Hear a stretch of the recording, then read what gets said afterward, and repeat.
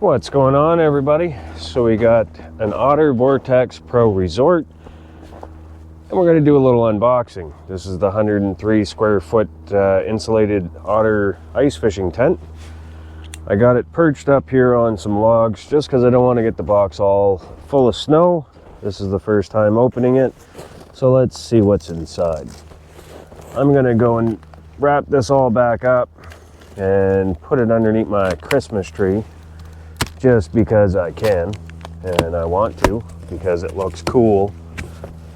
And there's really no ice yet anyways. We'll only get ice after anyways. Once probably January we'll get ice. But all right, so how do we get this out? Let's go like this.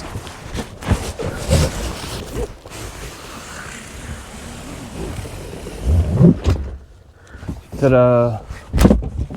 All right, what do we got here? So here we have our poles for our door. Oh, it's one that goes across the top. Small little carrying case. See if we can't put all these together. There's 1, 2, and here's 3. So we got 3 poles. Set these off to the side there for now. Now for fun, I'll probably get my Eskimo Quick Fish 3 ice fishing tent, and I'll set this one up, and then I'll set up my Eskimo one, and we'll see the size difference. This is a pretty big tent. I wouldn't want to carry this tent further than I have to. It's right around 60 to 70 pounds. I think it said 63, but considering humidity and if the material is wet, temperature is, or the weight is definitely going to change. All right, pull this up and out.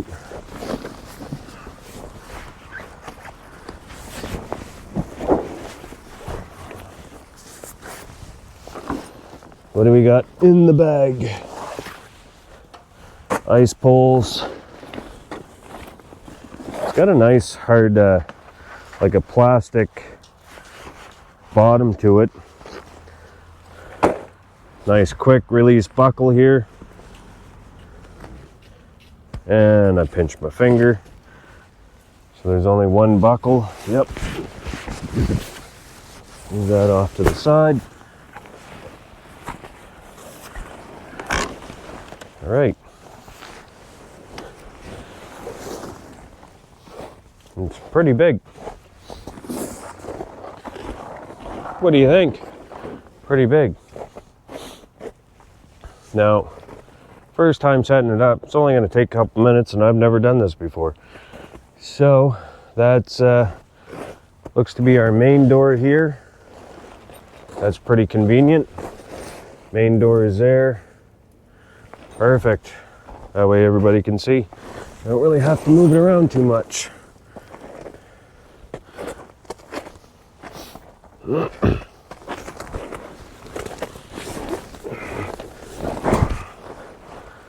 One.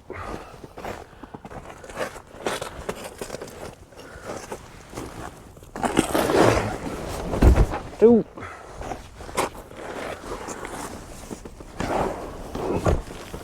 Three.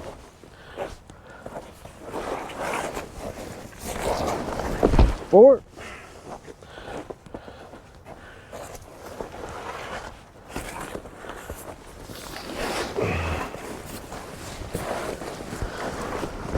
5. And here comes 6. 6. Spread that out a little. All right. Go inside and pop her up.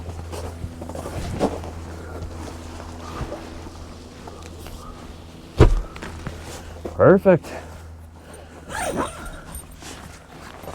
There. What do you think of that, buddy? Pretty big tent, I want to say.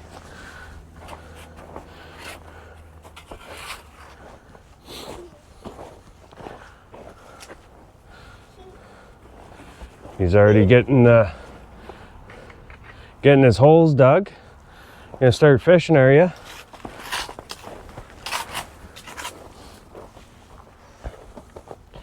let's go in here.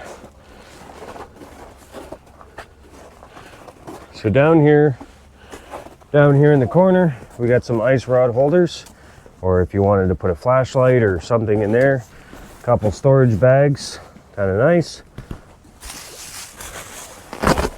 Got some windows.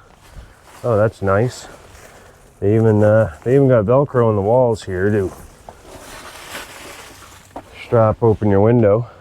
Up top here we have our storage nets. It's nice. Gloves, maybe a jacket. Probably up in the corner you could hang your snow pants or your bib. Now, I bought this tent because of these propane ports down here. I'm not going to use it for propane. I'm going to use it for my diesel heater. So I'm going to set my diesel heater outside, and hopefully the vent sits in this hole. And back to those ice fishing rod holders and storage bins. We have one over here, 1, 2, 3, and 4. So you got plenty of storage for your rod holders if you have that many rods. Then you got 2 nets, one here, one here. Up above, plenty of windows, more than enough light. So you got a vent up top. We have another vent over in the other corner over here. Right there. So yeah, it's a pretty good sized tent. Daddy, that one's bigger. It is way bigger, eh? Bigger than what we're used to. Our little tent. That one is bigger. That one is here. And then here is for so many guys. Yeah, we could have 6 to 8 people in here probably comfortably. Yeah. The other one we were 3 to 4 people, well, 2 adults and 2 kids, and we were shoulder to shoulder. It was pretty tight, so yeah. This one's gonna work a lot better. I like. What do you think? Oh, yes, the ice pegs here. So they come with pretty nice ice pegs. And also here we have our little bag. Some locations you gotta put in the tag to say where you're from or whose tent it is with a phone number. Hang that on the outside in case something happens to the tent or if they need to contact somebody regarding something. So out here we have, it's nice that we have pockets for our straps or tie downs. I like that. That way you don't always have to ravel everything up and find its own little storage bag. It's built in right to the side of the tent. Makes it really convenient. There's a quick release on these here. There's another guy, he was saying this piece broke on him and he switched it up to something else. I'm going to try those for now and kind of see how things are with those. I'm really curious about this propane port, the hose port. I'm gonna go get my my vent.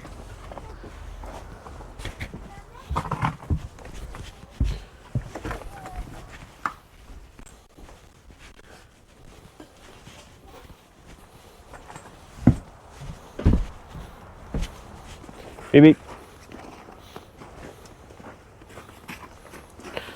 Okay, so this is for the diesel heater. So this is for the diesel heater, and I'm hoping this is going to go on the inside, and it's going to fit in this hole, and it's not going to. We need a bigger hole. And that's not stretchy. I'm going to need to build some kind of coupler for this, so we can hook the hose to the outside here, to the diesel heater, and then the vent's gonna go on. So I'll have to get a reducer. I was trying to check a bunch of videos and see what that size was, but nobody was giving out the size, so I'm gonna give you the size. It's ballpark 2.5. Yeah, you could fit a 2.5 hose through this porthole here. I'm assuming the other one on the other side is the same.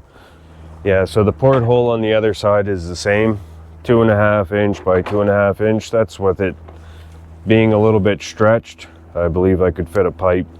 It's 2.5 inches through that porthole. So I picked up a diesel heater and I was unsure of this hole size here.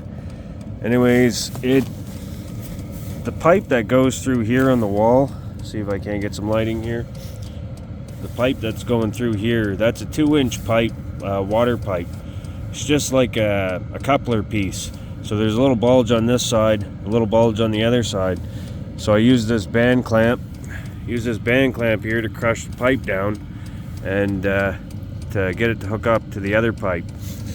So anyways, I can keep my diesel heater outside, exhausting outside, and we'll just go inside here real quick. Oh yeah, you can definitely feel the heat coming out of there. It's only been on for 10 minutes, maybe 10-15 minutes at most. So pipe here on the wall, get my light focused. It's got a little bulge on this side. It's just a coupler pipe, plumbing. Anyways, 2-inch, goes through this hole pretty good, nice and snug. So it's going to be semi-airtight. Good heat coming out of there.